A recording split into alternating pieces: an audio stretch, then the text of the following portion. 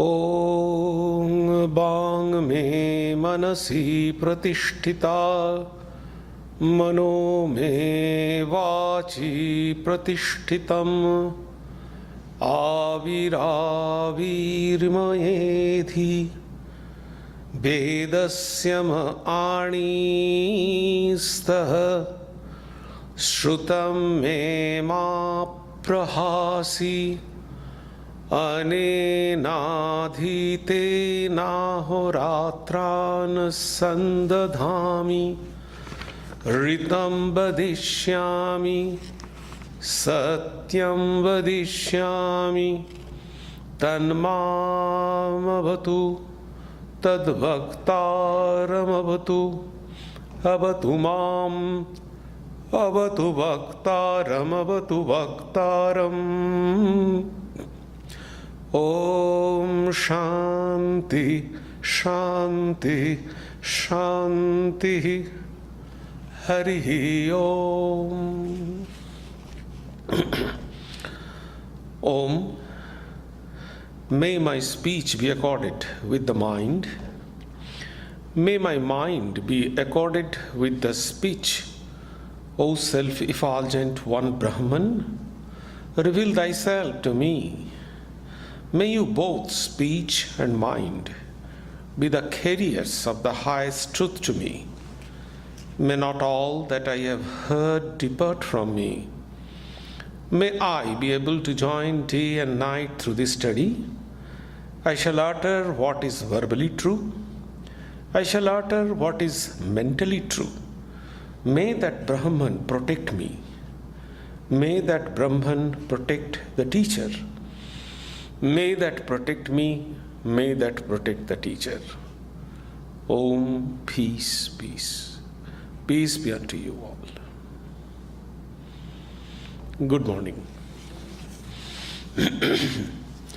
This morning I am going to speak on karma and dharma. These are the two important pillars of Hinduism, and these two have a tremendous impact in our day-to-day life.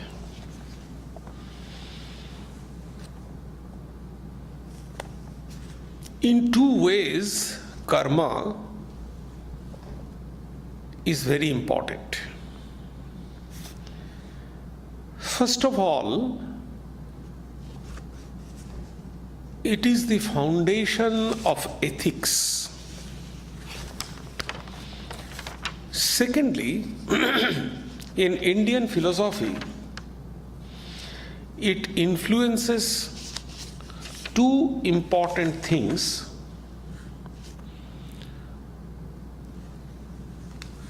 One is the karma phala, the theory of karma, the fruits of work, and the second thing is the rebirth. These two are very important things in Indian philosophy.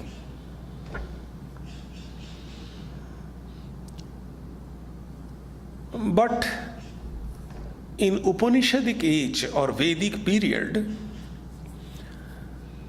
this theory of karma and the application of karma was a static concept.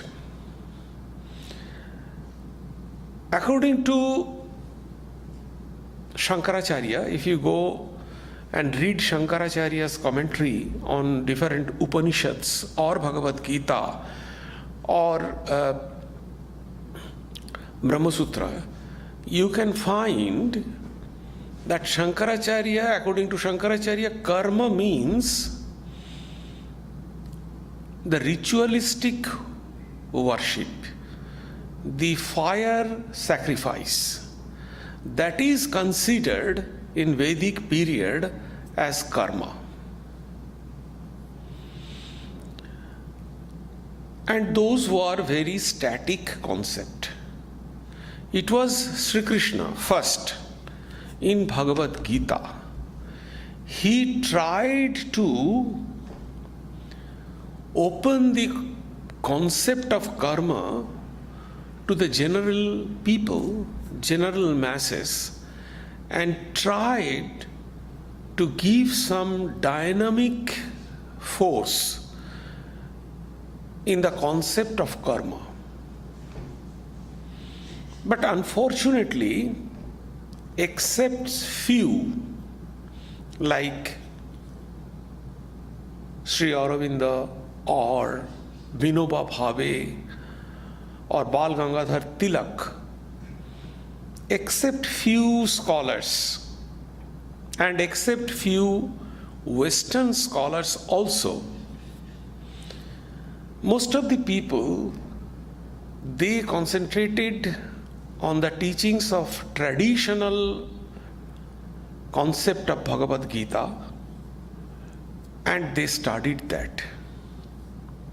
Afterwards, in modern age, it was Swami Vivekananda who actually gave a dynamic concept of karma in the modern age. And he opened the broad aspect of karma for the general people, for the ordinary people. So karma influences the work. Karma means this work. Karma influences individual's personality, position of an individual in the society, and the condition of the society. These are the three important things what karma or work does. I am here according to my karma. What I am doing, I am getting the fruits. This concept was there, but it was applied only for the rebirth concept, the samaskaras concept, which is completely static and we do not have any access to that. But Swami Vivekananda, he actually put the concept of karma in 4 postulates. And that is extremely practical for our day-to-day life. And I'm going to explain that concept. The first thing is that the previous concept, the ancient concept was that the soul, the self, the Atman, the spirit, that is bounded by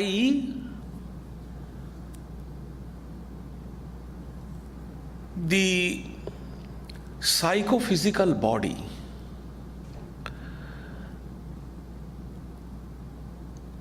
The spirit or Atman did not have any way to get out of that.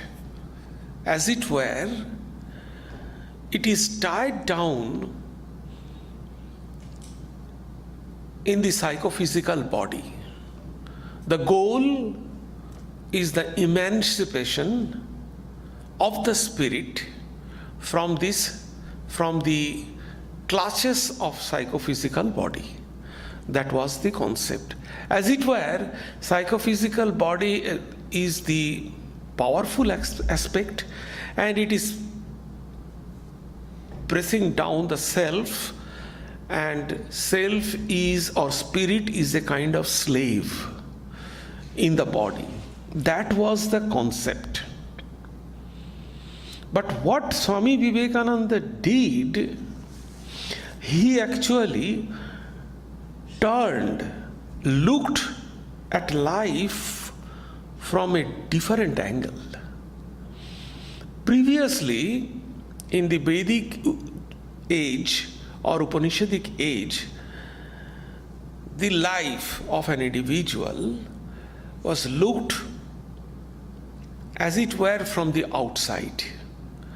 I am a body, and in my body the spirit is there, and for my body, senses, desire, our spirit is tied down under the clutches. That was the concept.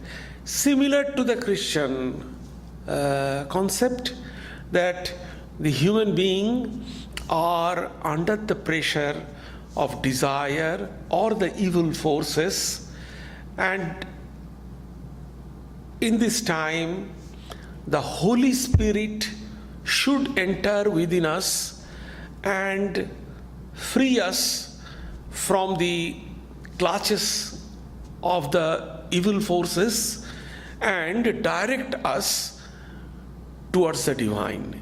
That is the Christian concept.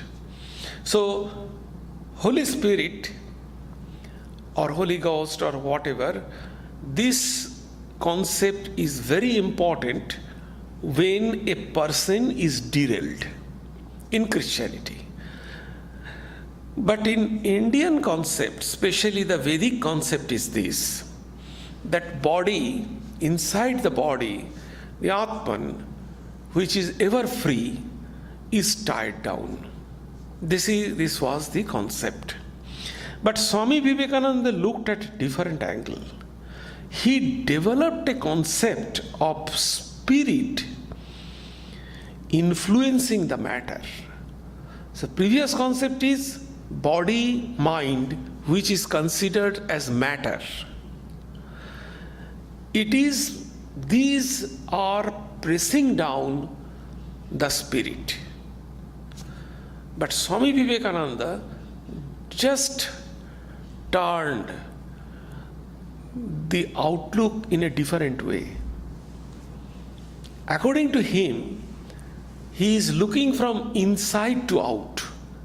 According to him, spirit is pressing down the matter. He gave the emphasis to spirit or Atman. What he said actually, when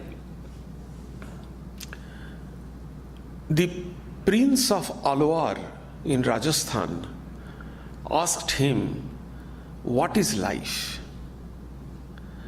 Without a second of delay, Swamiji replied that life is the unfoldment and development or fulfillment of a being under circumstances tending to press it down. So the self, if you think very carefully, excellent definition of life. The spirit, the self, is trying to coming out and trying to thrive, but these circumstances are trying to press it down. This conflict, this tug of war is called life. Take the example. We always want we should be disease-free, healthy life. But the circumstances are trying to press down this spirit. So it is a kind of tug of war. Medicine, what is the function of medicine? Medicine is elevating or triggering up our antibody and the good forces in our body and trying to fight with the other bacteria or viruses or whatever. So we always try to be young, but circumstances are pressing us down. We always want to be happy, but circumstances are not allowing us to make us happy. This constant fight, this is life. A wall doesn't have this fight. Only the living being has this fight.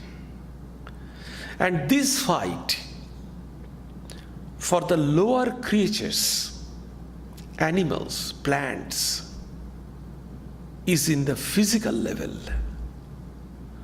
Struggle for existence, great Darwin laws. Struggle for existence. And their struggle for existence is in the physical level. They try to live happily. But for the human being, same struggle of life, struggle for existence, is not for living, because of the immense advancement of technology, science. Our standard of living has gone up. There are various types of medicines. They increased our span of life. So, the struggle for existence for the human being is not in the physical level. Their struggle for existence in the mental level. They are under stress. They try to earn more. They try to get their job. They try to find some kind of recognition in the society. They want respect. So according to the human being, the struggle for existence, not in the physical plane, but in the mental plane, more precisely in ego. So the problem of human being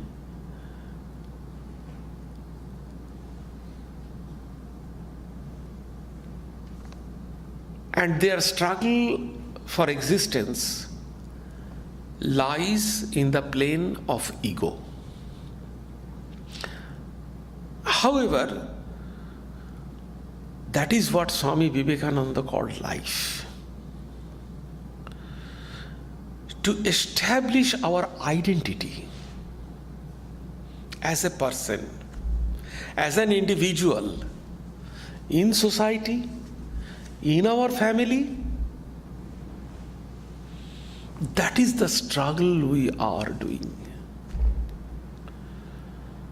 So that is our struggle for existence.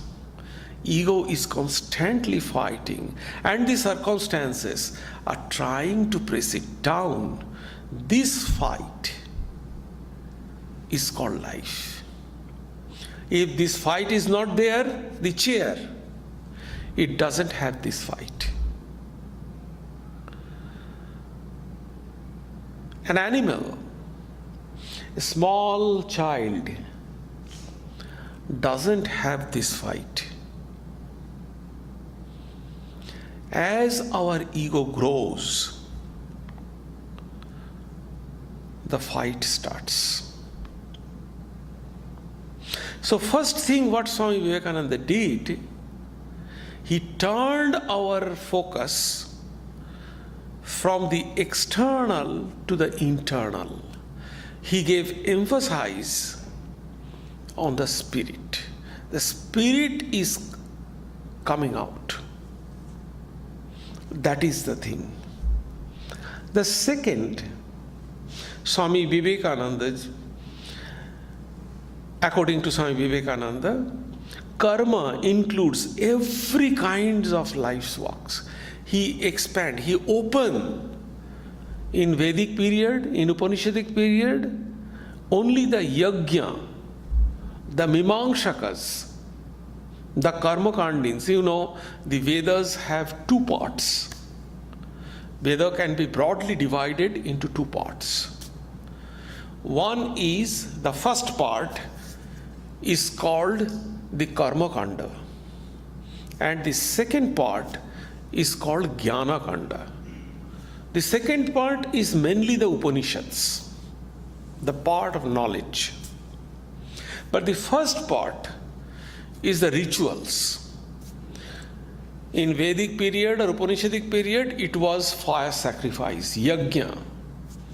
But afterwards, it became the ritualistic practice. It became shorter and shorter. The fire, the personal god and goddesses, they took the place of the fire. The fire altar, the temple took the place of the fire altar. So by the passage of time, it changes. But what Swami Vivekananda did, it was started from Bhagavad Gita. First, Sri Krishna tried it to open. Karma means everything is karma. Swami Vivekananda said, thus we are performing karma all the time in our lives. I am talking, that is karma. You are listening, that is karma. We breathe, that is karma. We walk, karma. We talk, karma. So in everything that we do, physically or mentally, we are performing karma. And that karma, in its turn, is steadily leaving its mark on us. What is karma? If you go to the elementary physics book, you can find karma means movement. If there is movement of something, change the place, we call it work. The definition of work in elementary physics book, you can find that change of place. If there is no change of place, that is called the static work, not the kinetic, So the force is there, but it is not moving. So the static force. So movement, that is called work. But here, and generally we concentrate on that. When we do some work, we always concentrate on the outside work. How much changes has taken place in the outside? But when we do any work, it has some kind of function within. It leaves some mark within. Swami Vivekananda tried to turn our focus towards that. How much work you are doing externally, that is not important. How much impression you have by doing this external work within you, that is important. So that is the difference between karma and karma yoga. Karma yoga turns or changes within. But karma, simple work, it changes the outside.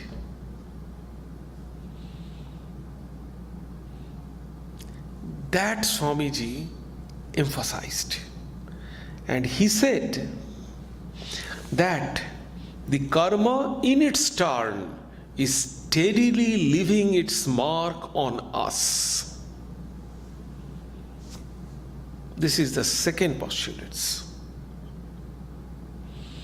The third postulate that Swami Vivekananda gave, karma, according to Swamiji, is not an action, but a reaction.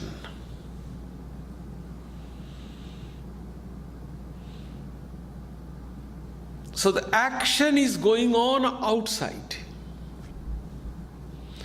We are reacting and doing things.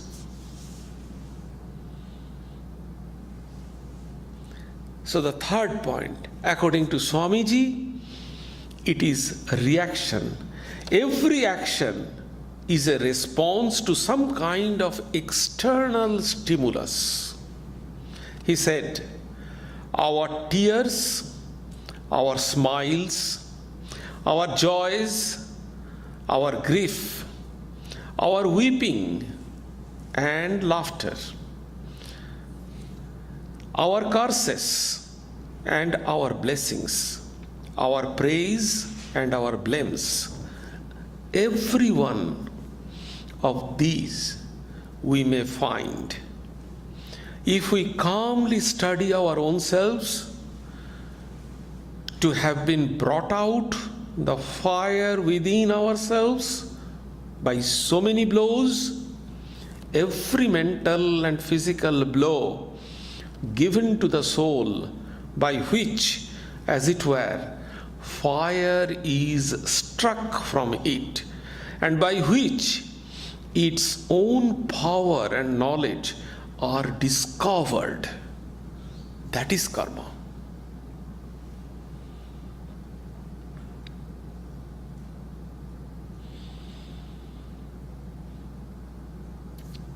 The blows, the sufferings, the joy, constantly we are experiencing, and we are reacting towards that.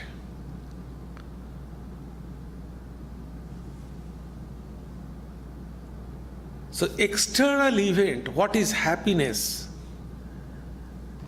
joy and sadness?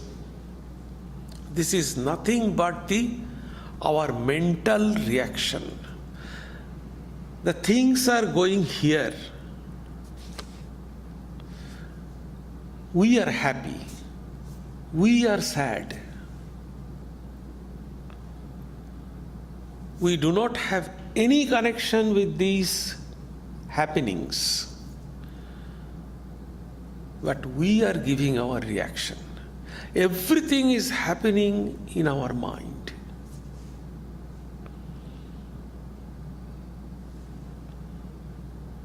And we are doing karma. We are doing something externally.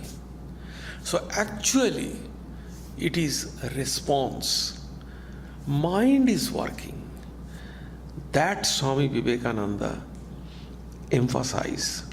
What is the meaning of this statement that I read?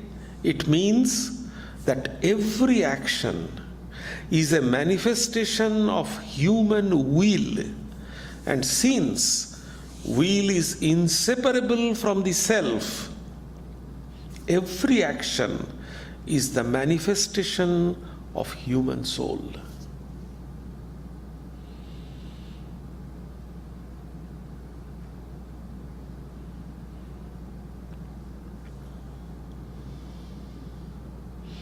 The soul of man is trying to manifest itself, to burst forth from its limitations through karma. Everything that we do is the manifestation of ourself.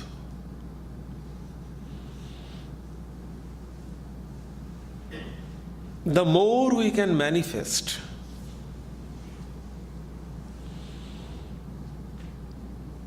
the more we will become fulfilled. The suffering.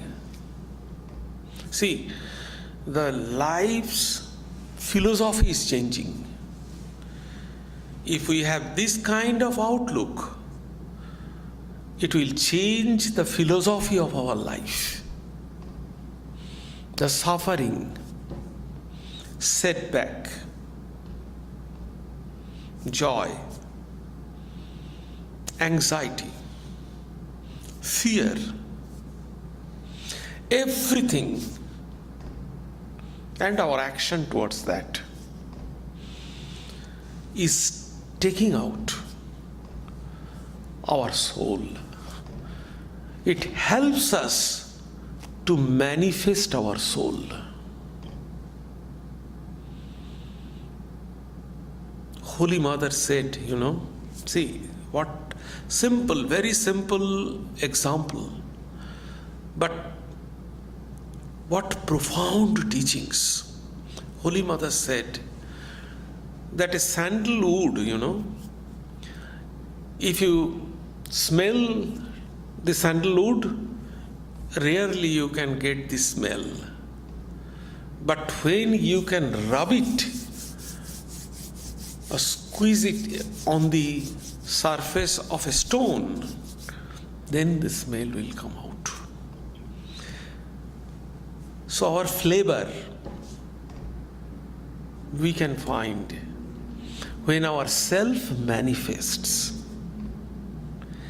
And for the manifestation of self or soul, this work, this conflict is required. Otherwise, it will not come out. Through this pressing down, and life is trying to coming out. The definition of life that Swamiji gave. Through this process, we are manifesting our soul.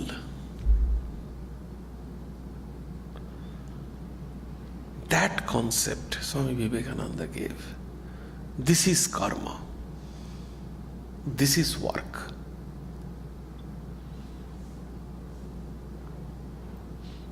And the fourth one,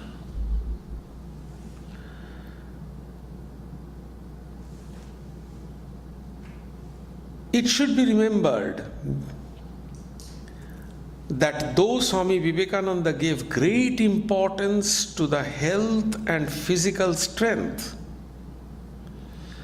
but he tried to mean by telling strength is the strength of soul. These things comes to the strength and fearlessness. This is the fourth postulate. Swamiji said, strength and fearlessness is required. And what is the strength and fearlessness? He says, teach yourself, teach everyone his real nature, call upon the sleeping soul and see how it awakens. So it is dormant within us. Our potentiality is dormant. Our energy, our strength, our fearlessness, our huge potential is dormant, it is sleeping. Work, and this conflict is the only opportunity when we can express, he said here,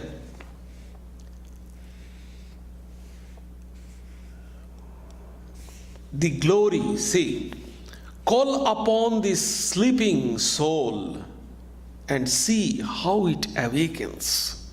So we have to awaken our sleeping soul. And then what will happen? This is the utility of Karma Yoga. This is the benefit of Karma Yoga. We always try to think Karma Yoga in this way, how much we have served others, how much money we have given,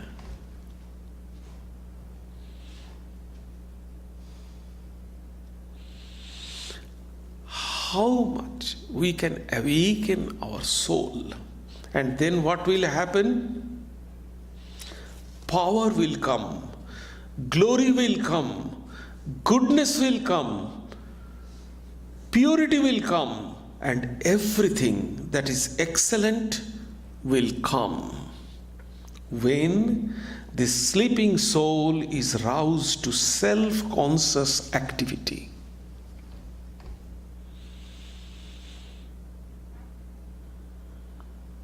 Everything will come when we can manifest this. And for Swamiji, the greatest obstacles to manifest this inner strength are fear. So the doctrine of fearlessness is another important aspect in Swamiji's teachings. And why we have this fear? Because of our ignorance.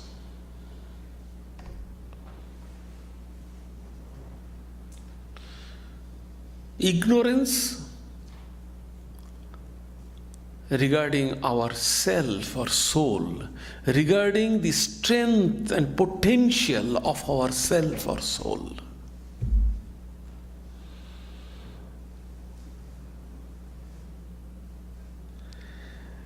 So fearlessness, strength is this only the other sides of the same coin. So that is what, according to karma, Swami Vivekananda, is karma. 4 postulates bring out. Every karma is the manifestation of our soul. The more our mission of life is to manifest our potentiality. As a result, everything will come. Glory will come, power will come, purity will come, what is excellent will come.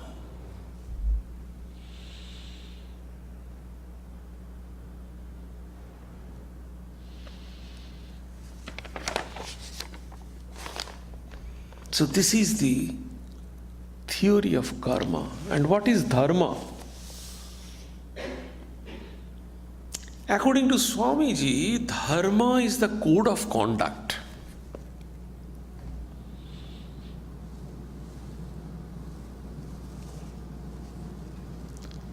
So in ancient period, if we go to Yajnavalkya Smriti, we can find that there are 5 code of conducts.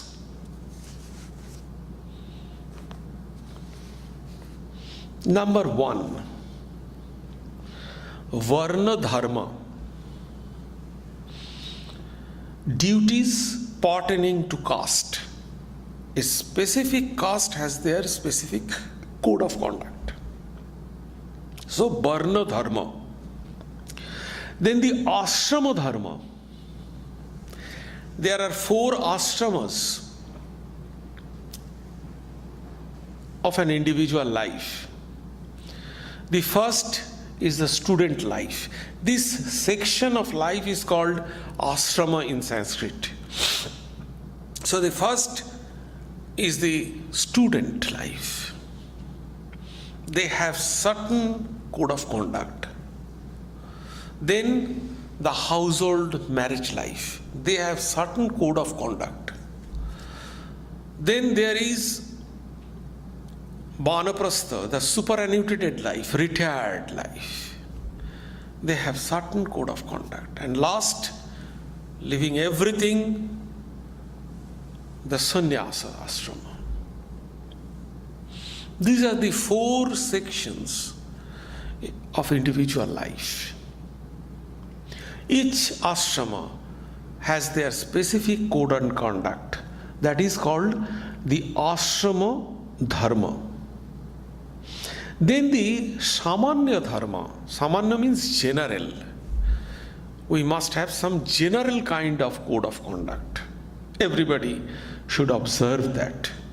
That is the code of conduct, irrespective of caste, stage of life, or anything. Then the naimittika dharma, special case, there are few code of conducts. Like, as for example, if somebody passes away, there is some ritual, some code of conduct. If somebody is born, there are some code of conduct. So these are called naimittika karma, naimittika dharma. So these are 5 types of dharma according to Yajnavalkya Smriti, ancient scripture of India. And among these 5 code of conducts in ancient time, the Varna Dharma was extremely powerful. Varna Dharma means according to your caste. It was extremely powerful in India. So what Swami Vivekananda's observation? Swami Vivekananda studied this aspect deeply, and which led to him to certain positive conclusions. Swamiji found that caste had become so deep-rooted in Hindu ethos that an improvement of the society had to be done within this framework. You know, in Bhagavad Gita, clearly Sri Krishna said that I did this kind of section. It is me. I did this. And guno karmo vibhageshu. What is the basis of this separation? According to Bhagavad Gita, guna and karma. The doctors, the qualities. Guna means the qualities. According to the quality of a person and according to the work, what he is or she is doing, according to that, I made the classification. But Swami Vivekananda saw that this kind of caste classification is deep-rooted in India. His observation was this: in the United States, the politics is deep-rooted. You cannot do anything without politics. That was his observation. And in India, you cannot do anything without religion. That was his observation. But he told that caste system is good. I am quoting. Caste system is good.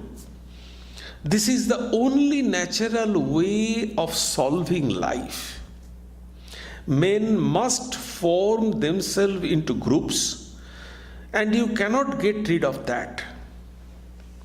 Wherever you go, there will be the caste. But that doesn't mean there should be the privileges.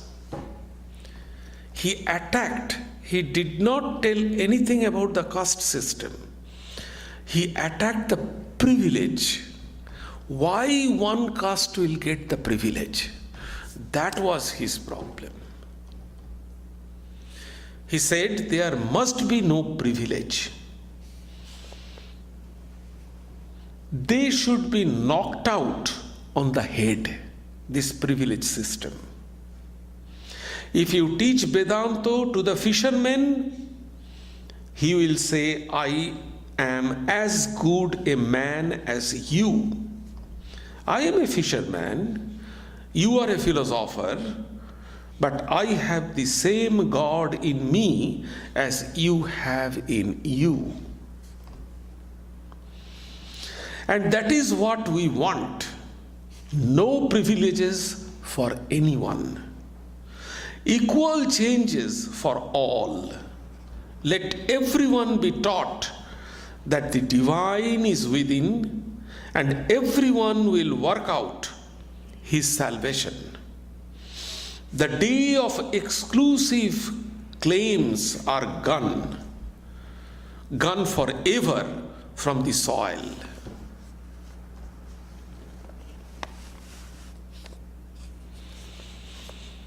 So that was his observation. That was his dharma.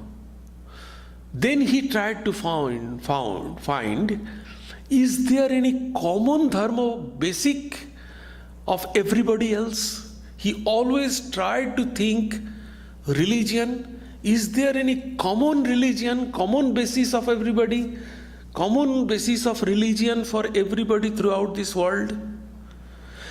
Is there any common basis of code of conduct for everybody of this world?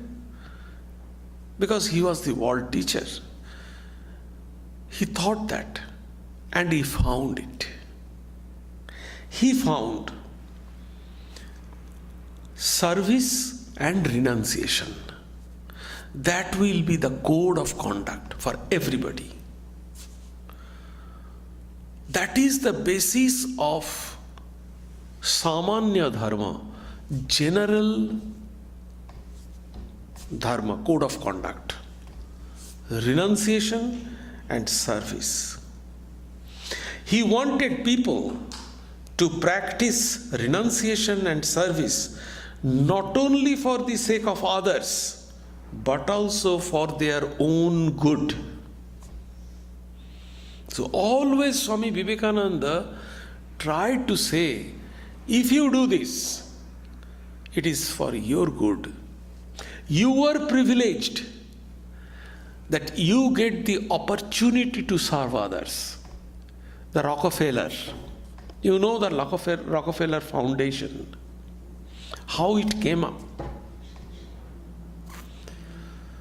When Swami Vivekananda was traveling, one friend introduced Rockefeller. He is the richest person. Vivekananda did not pay any heed, did not pay any kind of attention to that person. So the Rockefeller, felt insulted. And one day in the morning, when Swami Vivekananda was studying, he came and from the doorstep he threw a bag of money. Here is something you can use, like that. Swami Vivekananda did not even looked up. Afterwards, in another occasion, when they came across, Swami Vivekananda said to Rockefeller, you are privileged when you are allowed to serve to anybody. To whom you are serving is not privileged, because they are allowing you to serve. And for this, you are elevating. That is important. So when we do some karma yoga, when we do some service, we are elevating, not the other people. We are blessed. that we are allowed to serve anybody. That should be the attitude. This is service. And renunciation doesn't mean the Buddhist renunciation. Swami Vivekananda's had the objection on this. Buddha made the whole country open for monks. Swami Vivekananda's concept of renunciation means the renunciation of the fruits of work, not the work. So renunciation and service means renunciation of the fruits of work. And service means with this attitude that we have to serve. We will not be attached to the fruits of work. The question may be raised that if we do not have some expectation, something, how can our motivation will come? How can this dynamic force will come to work? Again, Swami Vivekananda said, the creativity. For create something, you should work. What we are doing to fulfill our creativity. If a person, it is very common feature right now, if a person is working in some offices, and if he is working the stereotype job, within few days he will become bored. Or if he has to work under very strict structure, he will become, it is impossible for a person to work. Why? Because he is not fulfilling his creativity. Each human being wants to create something to become fulfilled. Creativity, in other words, is the measure of fulfillment. So we have to, this is our motivation, the creativity.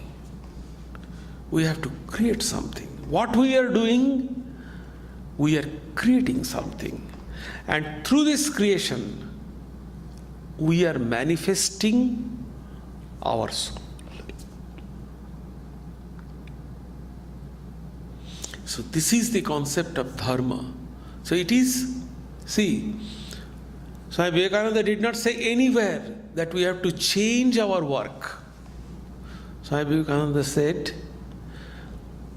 we should change our attitude towards work. So everything of spiritual life is to change our attitude. That is the point. And it will change everything.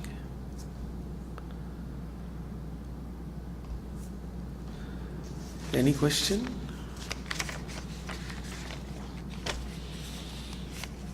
Yes. Two questions. So the first question is, does that mean that negative dharma also is something that manifests yourself? And then the second question is, if karma is our reactions, then there must be a list of the correct reactions to have, or something like that, to manifest, or something like that, right? Yes. Definitely, the negative karma also is the manifestation of self, no doubt about that. Only the objective means of work and the direction are bad. In one place, Swami Vivekananda said, by explaining love, he said, the love is uniform for all. The love for an aspirant to realize God, the same love a robber has towards the wealth. Only the direction, the motive is different, the means is different. Love is same. There is no impurity in love. For work, expression of self, there is no any problem. But the direction means there is some problem.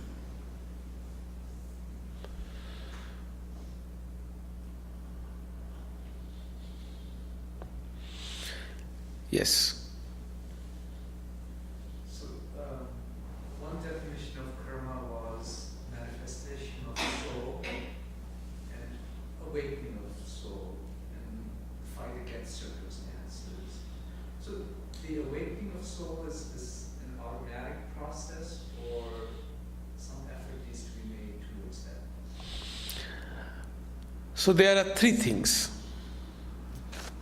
First, what does it mean by manifestation? Why manifestation word is required here? It means something is covered, manifest.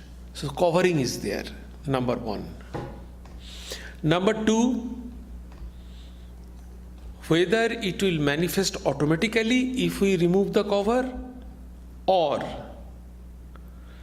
it is coming out from itself. There is a force itself.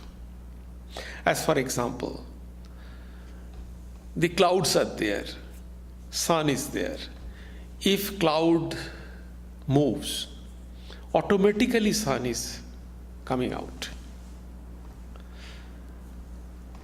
Yes, it is like that. Ignorance, if we can remove the ignorance, it is automatically coming out. There is no any other force to come out. The third thing, Swamiji said in other place, knowingly or unknowingly, we are manifesting this self. Because we have to work, we cannot stop our work. Work means manifestation, knowingly or unknowingly. If we can do it knowingly, the process will be faster. That's all.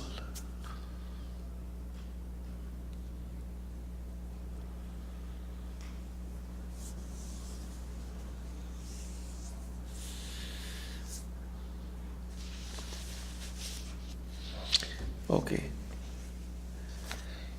Om Sarve Bhavantu Sukhinah Sarve Santu Niramaya Sarve Bhadrani Pashyantu Ma Kaschit Dukkham Apnuvat Sarvastarotu Durgani Sarvo Bhadrani Pashyatu Sarva Sadbuddhimapnotu Sarva Sadbuddhimapnotu Durjana Sarjano Bhuyat Sajjana Shantimapnuat Shantamuccheti Bandhebhyo Muktasyanyan Vimochayet. May all be happy. May all enjoy good health. May all see happy events. May all be freed from miseries. May all be freed from dangers. May all realize what is good. May all be actuated by noble thoughts. May all rejoice everywhere. May the wicked become virtuous. May the virtuous attain tranquility. May the tranquil be free from bondages. May the freed make others free. May the Supreme Spirit, the presiding deity of all sacred activities, be satisfied, for he being pleased, the whole universe feels satisfied. Om, peace, peace. Peace be unto you all.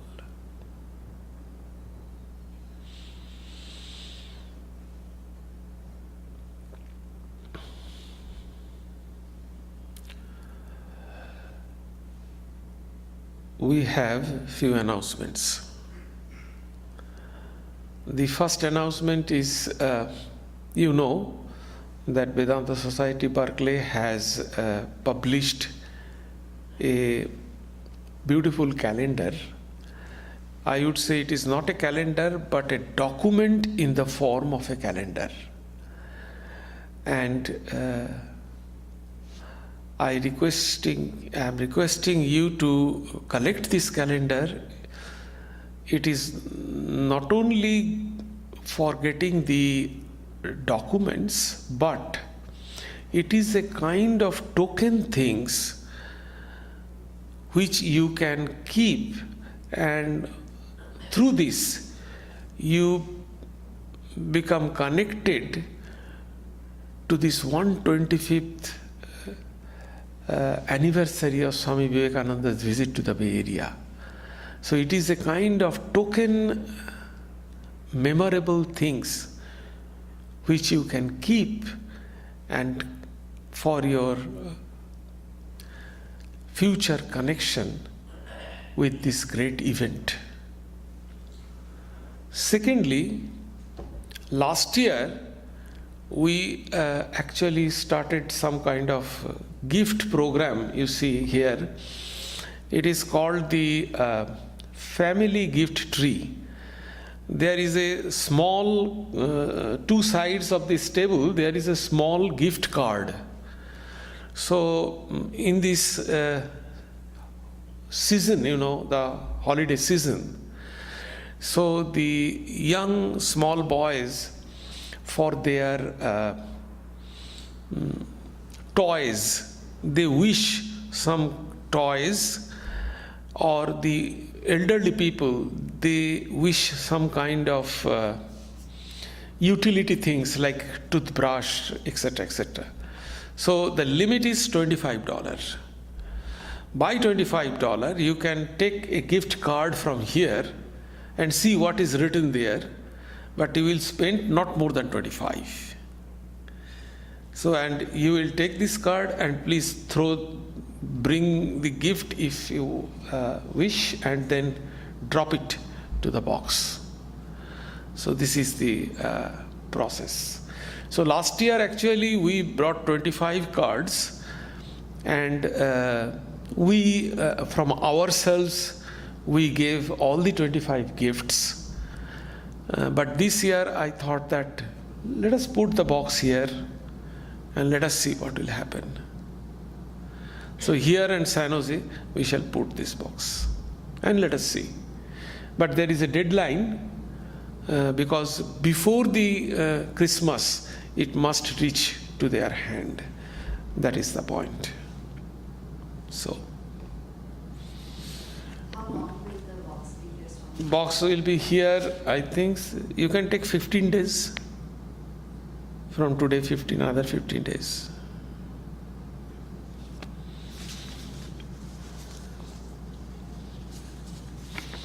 Maybe this month, or maybe, let us see, maybe December 10th or something like that. I shall ask, I have no idea. I have to ask them, because one of our devotees, he is taking the initiative and he is doing this. The reason I asked is because I'll be out of the country and I may buy something from Amazon. I don't know what's there. Yeah, you can, the card is here. So you can select according to your own way. You have the full freedom to select the card. You can see, and it is written there, what gift. So they wish actually, even you can find the name also. Who is going to get that? Their name is also written.